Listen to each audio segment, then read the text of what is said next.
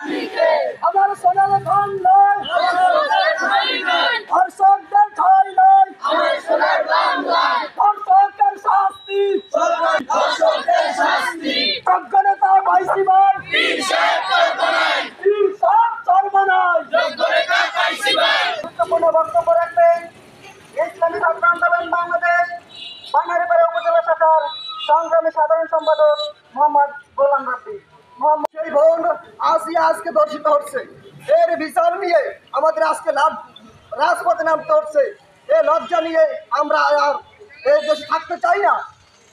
আমরা চাই ধর্ষিতার সর্বোচ্চ দাবি, সর্বোচ্চ বিচারের দাবিকে আজকে আমরা 25 সালের এই ফেব্রুয়ারি পর্যন্ত সারা দেশে 180 জনের বেশি আমার বোনেরা তারা ধর্ষিত হয়েছে এবং তার মধ্যে 67 জনেই হচ্ছে শিশু।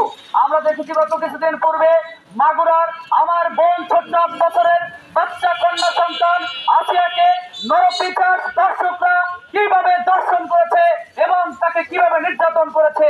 একটি স্বাধীন দেশে এই চিত্র আমরা দেখি। সমস্ত দর্শকদের সর্বোচ্চ শাস্তির ব্যবস্থা করে এই দাবি রেখে আমরা আজকের এখানে বক্তব্য শেষ করছি। আমা তাওফিক ইল্লা বিল্লাহ।